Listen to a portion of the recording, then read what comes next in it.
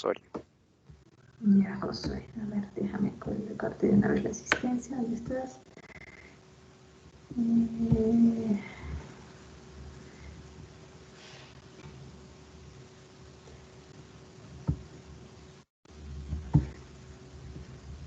Ok, ya, Josué, no te preocupes, ya te consideré la asistencia. Listo. Entonces, muy bien, vamos a empezar con la clase del día de hoy. Vamos a compartir.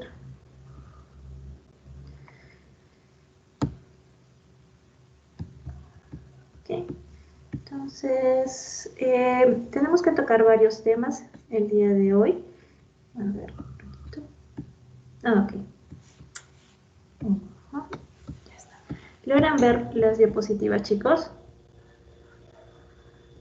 Sí, doctora. Sí, doctora. Ya, perfecto. Entonces, hoy ya nos toca hablar de 3 temas, uno en relación a lo que es esterilización, luego vamos a hablar un poquito de coloración y finalmente vamos a ver acerca de lo que es el examen de orina y el examen al fresco de heces. Entonces, cuando nosotros hablamos de los métodos de esterilización, significan todos aquellos métodos que nosotros vamos a utilizar para poder eliminar algún microorganismo que pueda estar presente en el medio ambiente, ¿no? Y esta supervivencia de estos microorganismos pues dependen de muchos factores, ¿no? Que los podemos considerar como aquellos que son favorables o desfavorables, ¿no? Aquellos favorables, ¿no? Que intervienen, por ejemplo, tenemos metabolismo, tenemos lo que son los factores ambientales, que a veces también, de acuerdo a ciertas condiciones, pueden favorecer, ¿no es cierto?, el crecimiento o el mantener este microorganismo vivo, y hay también otras condiciones que se pueden crear que van a ser desfavorables. Entonces, en el caso de los factores ambientales, pues cumple dependiendo de ciertas circunstancias que sean ambas favorables o desfavorables, ¿no? Y esto pues va a influenciar en el crecimiento y en el desarrollo de nuestros microorganismos. Entonces, cuando hablamos de condiciones desfavorables, ¿no?, que son todas aquellas condiciones que van a evitar el crecimiento de estos microorganismos en el medio, hablamos de unos conceptos como son el caso de la desinfección. Cuando mencionamos desinfección, nos referimos a cualquier proceso, ya sea físico o químico, que lo que va a hacer es que puede matar o inactivar las fases vegetativas de nuestros microorganismos. Entonces, dentro de estos procesos de desinfección, vamos a ver que podemos utilizar tipos de desinfectantes, ¿no? En este caso, los desinfectantes que pueden ser irritantes, y que un desinfectante es aquel que yo puedo usar sobre una superficie inerte. Por ejemplo, los desinfectantes yo no los puedo utilizar sobre la piel. ¿Por qué? Porque les van a irritar, me van a causar serios problemas. Y el otro tipo de, digamos, de solución que se puede utilizar y que va a crear desinfección son los antisépticos. Los antisépticos son estos desinfectantes que sí puedo, o mejor dicho, son estas soluciones que me van a causar desinfección cuando son empleadas sobre tejidos vivos, ¿no? Entonces, los antisépticos yo sí puedo utilizarlos sobre la piel. Entonces, eso es muy importante que tengan en claro. Un desinfectante, yo lo puedo utilizar sobre una superficie inerte porque son irritantes, ¿no? Y yo no me preocupo de causar daño. En cambio, los antisépticos están hechos específicamente para ser usados en superficies o en tejido vivo, ¿no? En el caso, lo que más frecuentemente es su uso en la piel. Luego tenemos el otro proceso que a veces se confunde mucho entre entre desinfección y lo que es la esterilización. En el caso de la esterilización, también pueden intervenir tanto procesos físicos como también procesos químicos, pero acá lo que nosotros vamos a hacer es matar o inactivar no solamente la fase vegetativa de mi microorganismo, sino también la fase esporular. Lo más peligroso, por ejemplo, en un ambiente son las esporas, ¿listo? Aquellos ambientes que, por ejemplo, han estado mucho tiempo cerrados, ¿no? Generalmente tienen tendencia a tener microorganismos que tienen esa capacidad de formar esporas, porque, ojo, las esporas no son, digamos, no es una presentación que la vayamos a encontrar en todas las bacterias. Hay bacterias que específicamente me van a formar esporas, como es el caso de los Clostridium, ¿listo? La forma vegetativa pues sí la encuentro en todos los microorganismos. Entonces, por ejemplo, ahora que nosotros necesitamos eliminar microorganismos, listo, como son el caso, por ejemplo, de bacterias, de virus, la desinfección juega pues un rol muy importante, ¿no? Y eso lo puedo emplear en mi día a día, ¿no? Desinfectar de repente con cloro o utilizar alcoholes, ¿no? Para lograr una desinfección. En cambio, la esterilización es un proceso mucho más profundo donde yo elimino tanto el microorganismo en su forma vegetativa como en la forma esporular. No, por ejemplo, la esterilización más común que se hace es en el caso de las áreas quirúrgicas, ¿no? Todo el material que va a entrar o que se va a emplear en sala de operaciones, pues tiene que ser esterilizado. ¿Por qué? Porque yo me tengo que cerciorar de que ninguna forma de presentación de mis microorganismos quede viva. ¿Listo? Y entonces es por eso que realizamos esterilización, ¿no? Ahora, ¿qué métodos de esterilización uno puede emplear? Cuando hablamos de los agentes físicos, pues obviamente el calor, ¿no? Es de repente una de las formas más empleadas. Por ejemplo, al momento o lo que se hacía antes, los frascos de vidrio, ¿no? Si yo los quiero esterilizar, ¿no? Los pongo acá al calor, ¿no? O por ejemplo, cuando en mi caso quiero manejar unas pinzas, ¿no? Las puedo someter directamente al calor para lograr una esterilización, ¿no? Con eso yo voy a eliminar hasta las esporas. La otra forma es a través de la radiación. Muchas veces utilizamos, como tal les han puesto en la imagen, una radiación UV, ¿no? Utilizando estos focos especiales que emiten luz ultravioleta, que más las estamos empleando en el caso de las áreas quirúrgicas, por ejemplo, las salas de operaciones. Cuando uno termina el trabajo del día, tienen unos fluorescentes de luz ultravioleta que se van a encender una vez que no haya personal, obviamente, dentro de la sala para lograr una esterilización en grandes áreas, ¿no? Y también existen agentes mecánicos para lograr esos procesos de esterilización. Entonces, cuando hablamos del calor, vamos a hablar un poquito de cada uno, ¿no? Existen dos formas o dos tipos de calor que nosotros podemos emplear para lograr la esterilización, ¿no? Por ejemplo, el calor húmedo, lo más frecuente pues son utilizando por ejemplo, las autoclaves o por ejemplo, de repente en su casa han visto que la mamá utiliza pues las ollas a presión para lograr unas cocciones muy rápidas, ¿no? Pero es algo muy similar como se emplea el calor húmedo en la olla a presión y tiene un funcionamiento muy similar a lo que vemos en la autoclave, ¿no?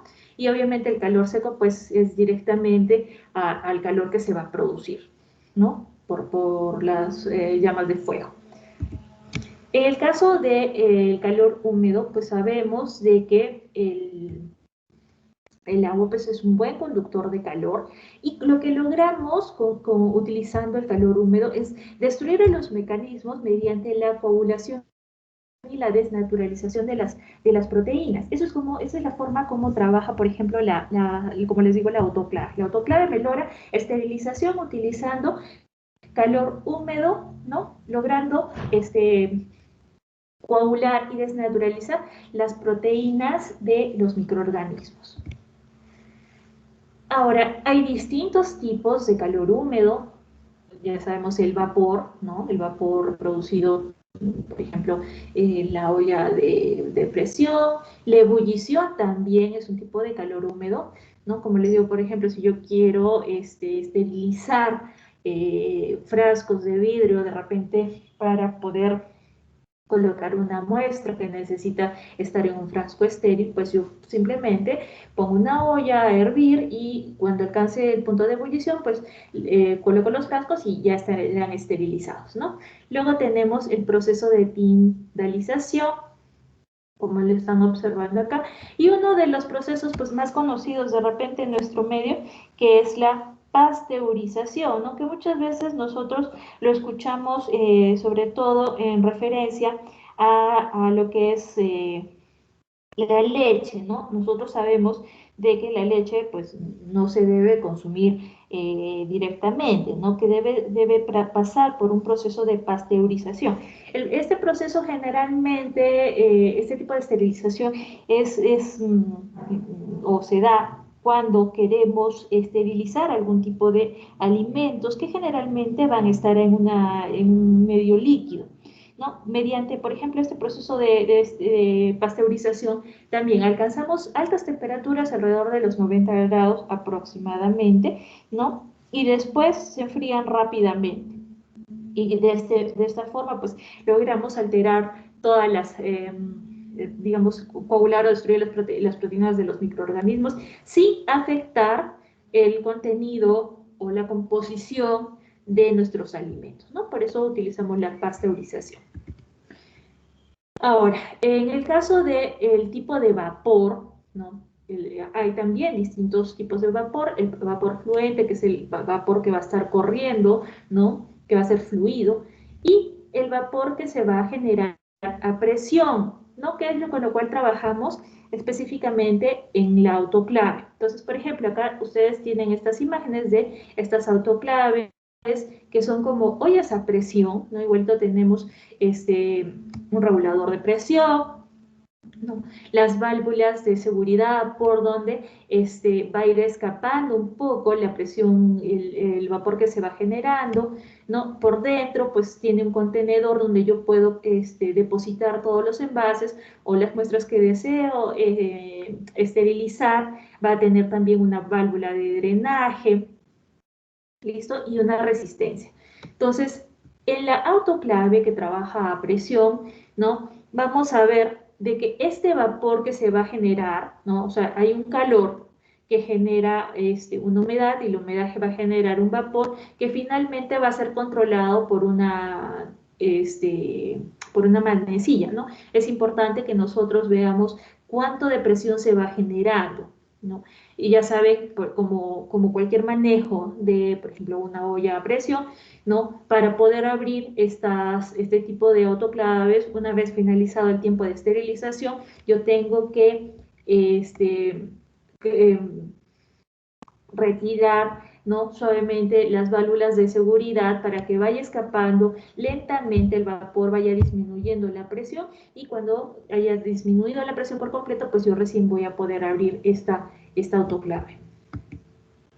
Ahora, ¿cuáles son los métodos de esterilización? Generalmente, si nosotros vamos a emplear vapor, debemos manejar unas temperaturas entre los 121 grados, ¿no? Por 15 minutos, o si manejo una temperatura de 134 grados, el tiempo pues va a ser menor, ¿no? Alrededor de los 7 minutos. Entonces, las temperaturas que nosotros debemos de alcanzar son en un inicio los 121 grados, ¿no? Luego vamos a ver que se alcanza los 126 y finalmente se puede alcanzar hasta los 134 grados centígrados, ¿no? Y una vez que llegue eso, pues el tiempo es menor para lograr la esterilización.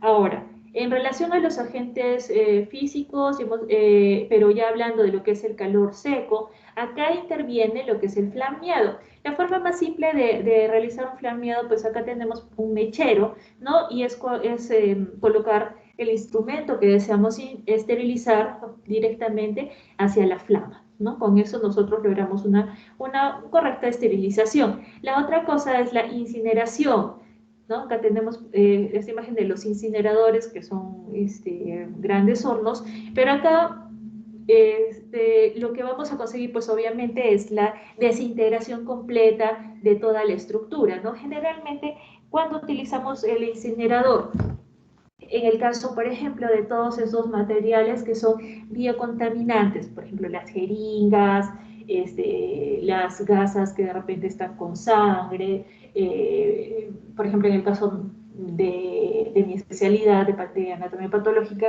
nosotros todas las muestras que recibimos en el laboratorio para para analizar, pasado un tiempo, pues se van a llevar también a este incinerador, ¿no? Para ser eliminadas. Esa es la forma más correcta. Luego tenemos la otra forma de calor seco en relación a lo que es el aire caliente, y acá tenemos lo que es la estufa microbiológica, ¿no? La estufa es como un hornito, ¿no? Donde nosotros vamos a aplicar ciertas temperaturas por cierto tiempo, ¿no? Y vamos a lograr de esa forma, digamos, esterilizar nuestras muestras. En el caso, por ejemplo, para lograr una adecuada esterilización, si yo voy a realizarla por 1 hora, ¿no? La temperatura que debe alcanzar mi estufa es de 160 grados, ¿no? En el caso de que tenga temperaturas de 170, tomaré 40 minutos, y si fuera 180, pues demora un poco menos, 20 minutos. Acá es importante ver de que si a veces, si yo meto muestras que están cubiertas por papel, el papel se va a carbonizar, ¿listo? Se va a quemar. Entonces hay que tener mucho cuidado con eso.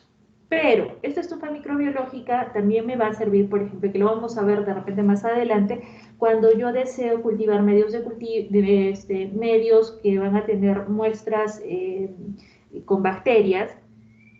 Yo puedo utilizar temperaturas alrededor de los 37 grados, 36 grados para favorecer el crecimiento de estos microorganismos. Entonces depende mucho de la temperatura que yo voy a utilizar para darle un uso de esterilización, o de repente me va a ayudar a mí en el trabajo de laboratorio de microbiología. En relación a lo que son los agentes químicos, pueden ser de dos tipos, los gaseosos y los no gaseosos. Como agentes gaseosos tenemos el óxido de etileno, y los no gaseosos tenemos los aldehídos, el ácido peracético y el peróxido de hidrógeno, ¿no? Eso también se puede emplear al momento de realizar cierto tipo de esterilización, principalmente empleada sobre los instrumentos de sala, ¿no? Luego tenemos, eso es en relación a todo lo que es esterilización. Después nos toca hablar acerca de la coloración, y ustedes se acordarán de la clase anterior que les mencioné de que la tinción que más empleamos en la microbiología era la tinción de Gram, ¿no es cierto? Y me permitía dividir a las bacterias en Gram positivas y en Gram negativas, ¿no? Pero además de la tinción de Gram, pues existen otras tinciones. Entonces, las coloraciones o tinciones, ¿listo? Lo que me permiten o me ayudan a mí a conocer la micromorfología de mis bacterias, de mis microorganismos, ¿no? Entonces, hemos ya hablado acerca de lo que es la tinción de Gram, ¿no? Ya sabemos de que debe ser aplicada en orden, ¿no? Yo en la clase anterior les hablé de cómo van cada uno de los colorantes, ¿listo? Y cuánto demora cada uno. Entonces, como colorantes nosotros tenemos el cristal violeta y la safranina, ¿listo? Como mordiente, que era el que me fijaba, la sustancia que me iba a fijar el cristal violeta, teníamos el humol, y el decolorante pues es el alcohol acetona al 30 o 50%. Ojo que acá no está en orden, ¿no? El orden ya lo hemos visto en la clase anterior, ya se acordarán de eso. Pero de todos modos, entonces lo que yo hago, nuevamente para recordarles, es tomo la muestra, voy a aplicar unas gotas del cristal violeta, dejo que actúe por unos minutos, lavo, luego aplico el mordiente, que es el Lugol, dejo que actúe sobre unos minutos, lavo, luego aplico el alcohol acetona para realizar la decoloración, lavo, y luego aplico la safranina, ¿no? Para lograr los Gram negativos, ¿no? Entonces ese era el orden. Entonces yo podría ver desde lo que serían bastones, ¿no? Que pueden ser Gram positivos o Gram negativos, o bacilos, lo que son los cocos, que hemos visto los estreptococos, los estafilococos, que hay diplococos también Gram positivos, hay diplococos Gram negativos, eso ya lo hemos repasado, ¿no? O la presencia de vibrios, de espirilos, de espiroquetas, que son las distintas formas que pueden presentarse en las bacterias. Entonces, ¿cómo, además de lo que les he mencionado, ¿no? Para la tinción de Gram, el procedimiento viene así. Siempre, lo más, y creo que el paso más importante en realizar una coloración de Gram es este paso de la fijación. ¿En qué consiste la fijación? En que la muestra que yo voy a analizar se adhiera a la lámina. ¿Y esto cómo lo logro? Sometiéndolo directamente o pasándolo a la llama del mechero. ¿Listo? Entonces, pero hemos dicho que la llama sirve para esterilizar. Bueno, en caso de hacer esterilización, sí, pero también cuando yo hago el procedimiento de coloración, ¿listo? Lo que yo voy a hacer es pasar la lámina sobre el mechero una, dos, tres veces. ¿Listo? De esa forma yo voy a lograr de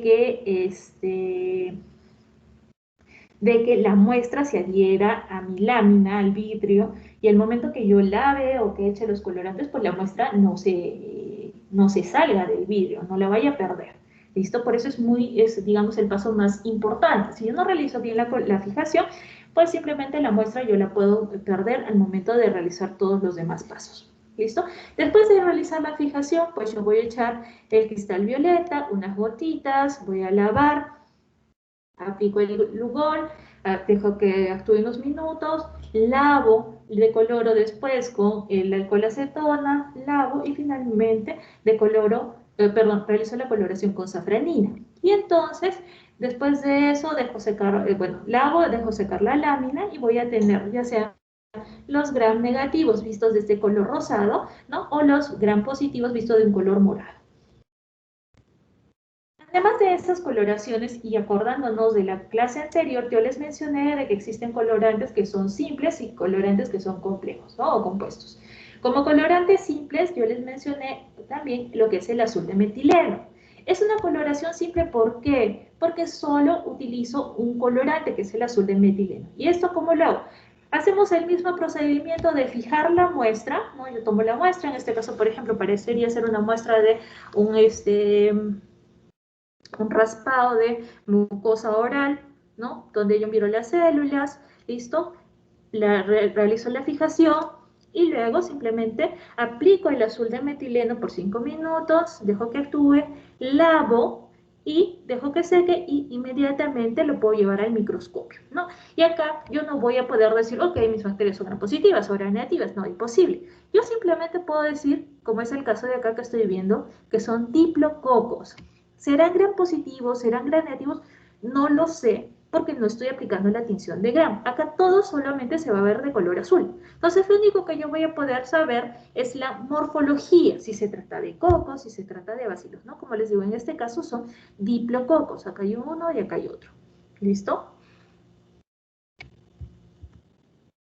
Otra coloración especial que también se las mencioné en la clase anterior es la coloración de Ziehl-Neelsen, que tiene la propiedad de detectarme los bacilos ácido-alcohol resistentes. El más común, el más conocido, pues, es el Mycobacterium tuberculosis, ¿no? ¿Cuál es el procedimiento que vamos a seguir para realizar la tinción de Ziehl-Neelsen? Igual, hago la fijación, por ejemplo, acá voy a manejar muestras de esputo. Entonces tomaré con un asa de cole una pequeña muestra representativa del esputo de un paciente, ¿no? La coloco en el centro de mi laminita, la llevo, la someto al fuego del mechero, ¿no? La paso 3 veces y ya está fijada mi muestra. Luego de eso voy a aplicar esta coloración que es la fucsina básica fenicada, ¿no? Entonces echo mis gotitas de fucsina básica, la llevo hacia el mechero hasta que ésta elimine 3 vapores. ¿Listo? Una vez que haya eliminado estos 3 vapores, voy a realizar la decoloración. Bueno, lavo, voy a decolorar con el alcohol ácido. Ojo, es alcohol ácido, no es alcohol acetona. No se van a confundir. Acá trabajo con alcohol ácido al 3%. ¿Listo? Que me va a permitir retirar pues todo el excedente de fucsina básica. Luego vamos a agarrar y vamos a lavar y luego echamos unas gotitas de azul de metileno por unos minutos, esperamos que actúe, lavamos y inmediatamente llevamos a la observación por microscopio. Entonces, ¿qué consigo con este tipo de tinción, puedes ver los bacilos ácidos alcohol resistentes. Entonces, la fucsina es la que va a dar esa coloración rojiza que ustedes están viendo a estos bacilos. ¿Listo? Por ejemplo, todos estos de acá que están de rojito, esos son los bacilos ácido alcohol resistente. Y el fondo se va a teñir de color azul, obviamente por el azul de metileno que he empleado. Luego hay coloraciones especiales que que no sirven para ver microestructuras, sino más, perdón, para ver micromorfología, sino que me van a servir para ver estructuras especiales de mis bacterias. Y es así, por ejemplo, que tenemos esta coloración, la coloración de His, que está hecha específicamente para que yo pueda ver la cápsula.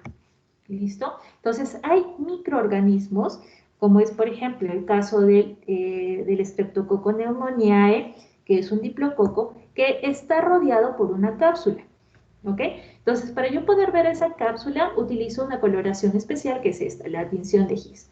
¿Cómo hago esta coloración? Igualmente, hago la fijación, como ya les expliqué, voy a hacer la coloración inicial con cristal violeta, voy a realizar más bien acá un lavado en una solución acuosa de sulfato de cobre. Acá no se lava en agua corriente, sino en esta solución de sulfato de cobre, y luego voy a llevarlo a la observación microscópica. Y entonces, ¿cómo es que yo voy a ver estas estructuras? Acá, por ejemplo, están mis diplococos, ¿listo? Y entonces lo que pasa es de que se va a edematizar, se va a hidratar la cápsula y se forma como un halo, ¿sí? Entonces, esa es la cápsula que yo voy a observar. Mediante esta tinción, ¿no? Empleando esta solución acuosa, logro observar la cápsula que va a estar rodeando a este microorganismo, en este caso, este diplococo, que es el Streptococcus pneumoniae. Otra tinción que me permite ver estructuras, por ejemplo, es la coloración de Wurtz-Cochlein. Esta coloración de Wurtz-Cochlein lo que me permite ver son endosporas. Sí, entonces yo les mencioné cuando hemos hablado ahorita de esterilización, ¿no? De que podía esterilizar y eliminar la fase vegetativa como la fase de esporas. Entonces, en el caso de que yo desee ver la estructura o la formación de esporas de mis bacterias, yo debo de emplear esta tinción, la de Wurtz-Cochlein. Entonces, igualito, el procedimiento es el mismo. Siempre empezamos con la fijación. Utilizamos inicialmente la coloración con verde de malaquita, que se hace en caliente, ¿no? Directamente al fuego. Luego utilizamos la safranina y luego llevamos a la observación microscópica. Entonces ustedes se darán cuenta que acá se van a teñir estas estructuras de las endosporas en color verde, ¿no? Rodeado por la estructura de la espora de color rosado, ¿no? Algunas, por ejemplo, dependiendo de qué tipo de Clostridium, que lo vamos a estudiar más adelante, ¿no? Vamos a ver que unos tienen como que forma de raqueta, otras como de balón de fútbol americano, como lo están viendo en esta imagen, ¿no?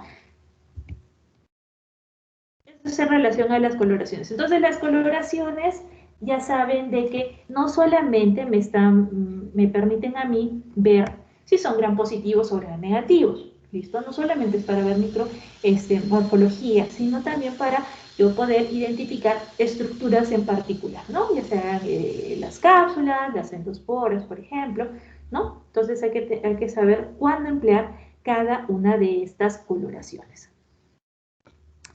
Y luego tenemos lo que es el examen de orina y el examen de heces. De repente, ustedes en alguna oportunidad han tenido molestias de dolor cuando es el momento de miccionar, ¿no? Entonces, lo más frecuente es pedir siempre a los pacientes un examen completo de orina o un examen general de orina, que es algo que van a pedir o van a solicitar muchísimo a sus pacientes. Entonces, primero que nada, nosotros sabemos que la orina es un ultrafiltrado de plasma a través de la cual el riñón pues va a excretar todo lo que son los desechos tóxicos que son generados por nuestro metabolismo celular. Entonces se darán cuenta de que Por ejemplo, los pacientes que vienen y dicen, ay, sí, la orinoterapia, que fue lo mejor, que me ayudó, por ejemplo, tenía insuficiencia renal y con la orinoterapia me curé, no, por el amor de Dios. ¿Listo? Estamos hablando de desechos. Es todo lo que nuestro cuerpo esté eliminando. En otras palabras, pues sería igual que te comas la popó o que te tomes la orina, ¿no? Porque ambos son productos de desecho. Entonces es ilógico cuando las personas o los pacientes vienen y, por ejemplo, sí he tenido algunas oportunidades que me han dicho, ay, sí, con la orinoterapia es para caerse así patas para arriba. ¿Por qué?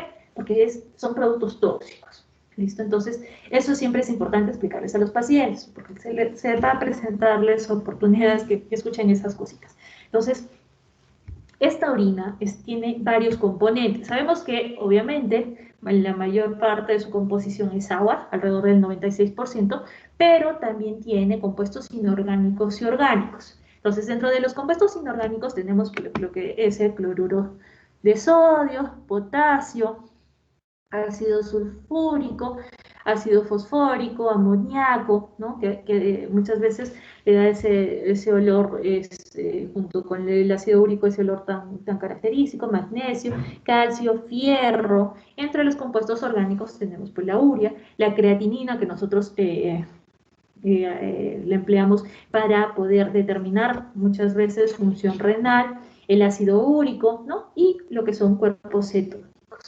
Lo normal de que se debe de eliminar de orina es alrededor de 1,5 litros al día, no es aproximadamente, ¿listo? Pero se debe de sacar el volumen en relación al kilo y a la hora, ¿no? Y hacemos esta formulita que debe ser 1 a 2 mililitros por kilo por hora. Entonces, cuando vemos que este volumen urinario se encuentra disminuido, lo llamamos oliguria. Y esto quiere decir cuando tenemos alrededor de 0,5 a 1 mililitro por kilo por hora. Y anuria es cuando es menos de 0,5 mililitros por kilo por hora. ¿Listo? Entonces, cuando tengo este volumen urinario disminuido, hablo de oliguria, y anuria. Anuria no significa de que uno esté dejando completamente de orinar. Ojo con eso. Anuria viene a partir de unos volúmenes muy pequeñitos que también se saca a través de kilo y de hora. Ahora, ¿cuál es la importancia clínica de este examen general de orina? Primero que nada, me va a dar información acerca de cómo se encuentra la función de mi riñoncito. ¿Listo? Eso es el examen más básico. ¿Existen otras pruebas que me determinan función renal? Sí, pero puedo empezar con el examen de orina. Me permite detectar alguna alteración de las vías urinarias, de repente si es que voy a encontrar sangrados, ¿no? También esto se va a manifestar. Me permite evidenciar la existencia de problemas metabólicos de índole general, detectables ya sea por una eliminación aumentada, disminuida o anormal de estos metabolitos de orina, o en la orina, mejor dicho. ¿Listo? A veces voy a encontrar el calcio aumentado, o niveles de potasio aumentado, o niveles de urea aumentado, ¿no? Entonces, toda esa información la voy a obtener a través de este examen de orina. Entonces, siempre y cuando nosotros tenemos alguna sospecha de algún problema a nivel renal, el examen de orina, pues digamos que es la prueba con la cual yo puedo iniciar el examen de mis pacientes, ¿no? Entonces, la muestra de orina debe ser sometida a digamos, a tres pasos. Primero, un examen físico, o mejor dicho, un examen macroscópico. ¿Qué quiere decir esto? Que cuando nosotros recibimos la muestra de orina, debemos fijarnos en el color, ¿no? ¿Qué color tiene? La claridad, ¿no? El olor y el volumen. Entonces, si ustedes alguna vez han llevado muestras de orina al laboratorio, se darán cuenta, pues generalmente usamos frascos transparentes para que de primera intención, al momento de recibir la muestra, nosotros podamos ya estar indicando qué color tiene, si está claro, abrimos un poquito, el tipo de olor que se va a producir, ¿no? Y el volumen que yo estoy recibiendo. Luego lo sometemos a un examen químico. En el examen químico vamos a medir nosotros la densidad, el pH, si la presencia de proteínas, si hay presencia de glucosa, de cetonas, si hay presencia de sangre, bilirrubina, urobilinógenos y nitritos. Entonces eso nosotros lo hacemos utilizando unas, como unas banditas, ¿no? Que ya vienen con todas estas descripciones, ¿no? Se coloca la bandita de papel para que me determine todos estos aspectos. Y luego de realizar eso, nosotros hacemos el examen microscópico, que consiste en evaluar el sedimento urinario. Entonces, ¿qué es lo que nosotros hacemos? Tomamos una pequeña muestra de esta orina, ¿no? Lo colocamos en unos tubos, lo sometemos a la centrífuga, ¿no? Para que quede el sedimento.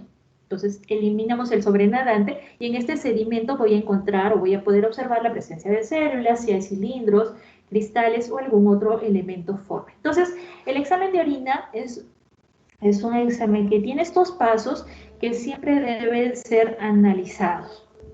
Ahora, empezando, ¿cómo debemos tomar o cómo se debe indicar la toma de muestra de orina?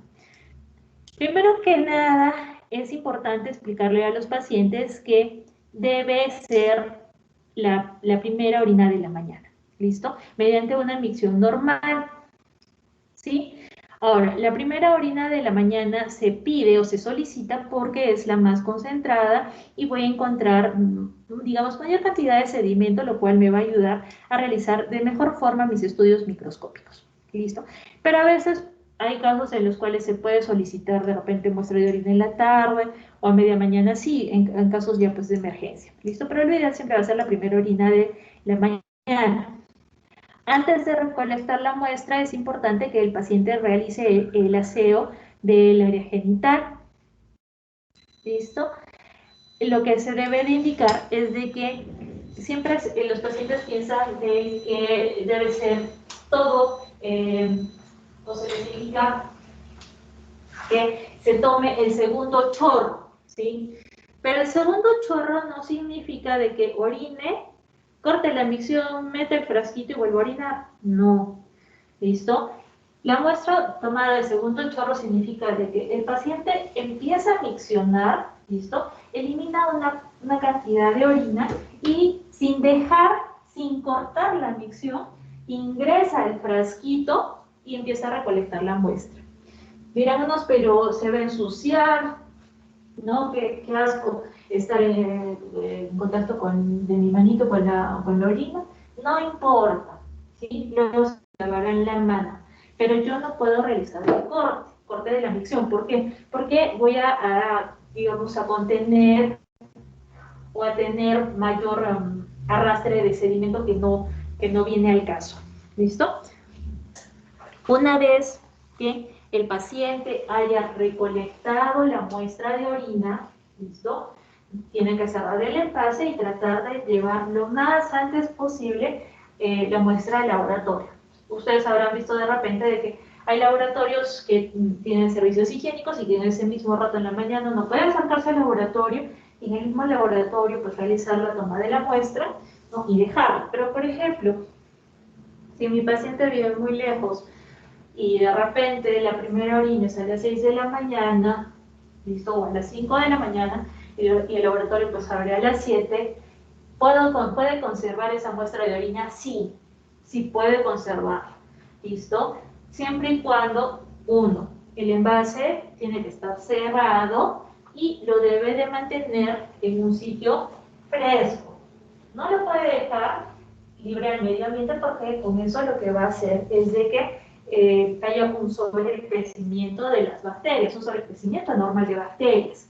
¿Ok? Entonces lo recomendable a veces se les dice a los pacientes, si no puede, pues que la mantenga en la refrigeradora. No en la congeladora, sino en la refrigeradora. ¿Listo? En la puerta del refrigerador, alejada un poco de los alimentos hasta que pueda llevarla al laboratorio. Mientras más pronto lleve la muestra, pues es mejor. Así yo no voy a tener alteraciones al momento de hacer la lectura de bacterias. ¿Listo? Entonces, en el análisis de la orina, ¿sí? Tanto físico como químico, es decir, tanto macroscópico como de los componentes químicos, nosotros debemos tener en cuenta esto. Hemos dicho el color, el olor, la turbidez, el volumen, la densidad, la osmolaridad y el pH.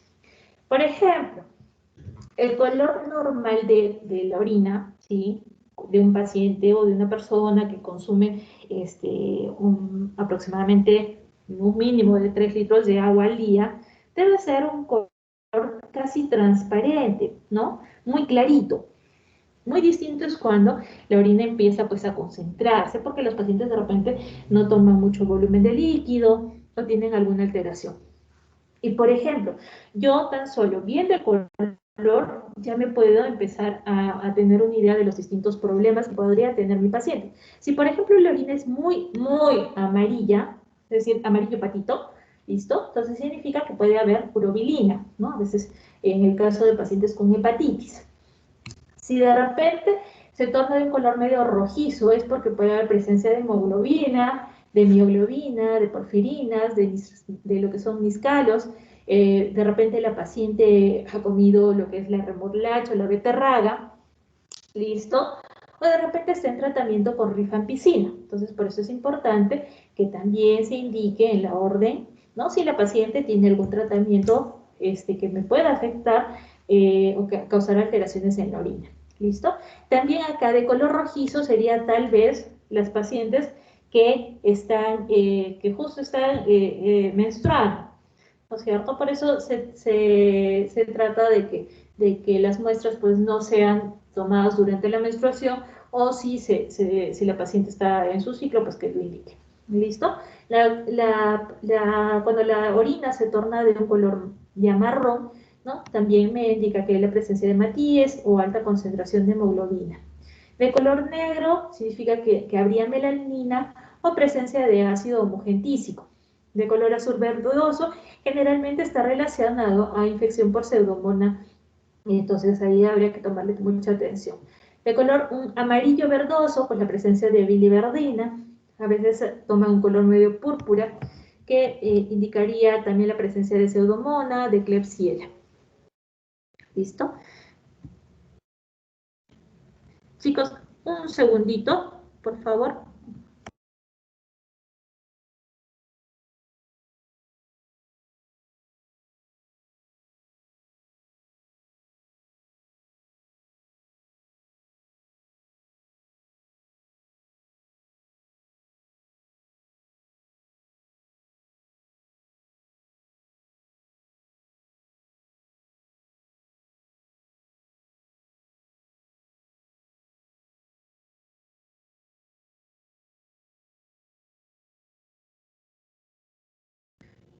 Listo. Muy bien. Entonces, cuando es de color azul, pues puede ser que mi paciente tenga problemas de una hipercalcemia familiar benigna, o que de repente, por ejemplo, sea un adulto, un hombre mayor que esté tomando Viagra.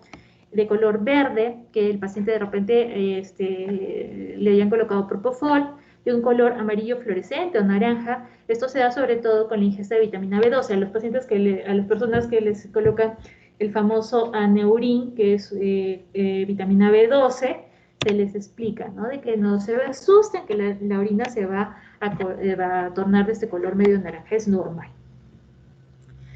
En cuanto al olor, pues se dice que la orina tiene un olor sui generis. No lo puedo comparar con nada, simplemente huele a orina. ¿Listo? Una orina fresca debe ser que no tenga un olor fuerte, o si tiene un olor, pues es algo muy débil.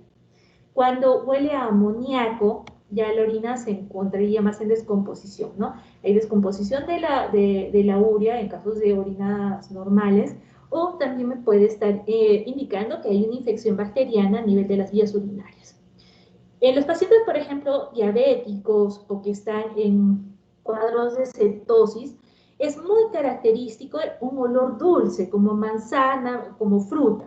Entonces, muchas veces de frente uno siente ese olor dulce y dice, ah, este paciente está pues descompensado, es un diabético. Por ingesta de alimentos que son mentados, pues la orina puede tomar un olor como de café o de ajo, ¿listo?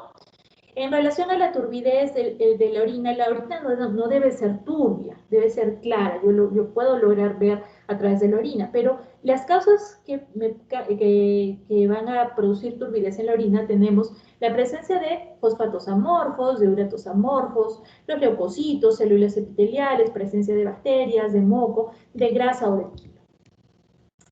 En relación al volumen, pues existen desórdenes de que haya mayor volumen o menor volumen, o simplemente puede ser de que no esté orinando, no haya una función renal. Entonces, la poliuria, listo, cuando el volumen está aumentado, cuando es superior a los 2.5 litros, se va a dar principalmente si es que el paciente pues toma demasiados líquidos, pues es normal de que uno orine en grandes cantidades, ¿no? La ingesta de diuréticos también, en el caso de la diabetes insípida y de la deficiencia de ADH.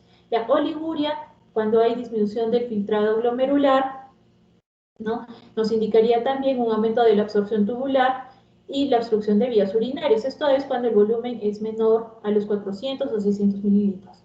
Anuria, cuando tenga un volumen menor a los 100 mililitros, nos indicaría que puede hacer o que puede haber una obstrucción de arterias o de vena renal.